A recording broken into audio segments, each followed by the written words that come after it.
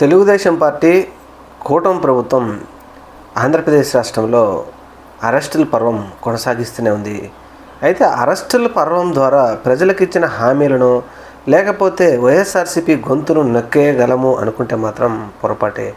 ఎందుకంటే ముఖ్యంగా పోసాని కృష్ణమురళిని అరెస్ట్ చేశారు, ఎందుకంటే ఆయన అనుచితంగా మాట్లాడారని. మరి అలానే తెలుగుదేశం పార్టీలో అనుచితంగా మాట్లాడలేదా?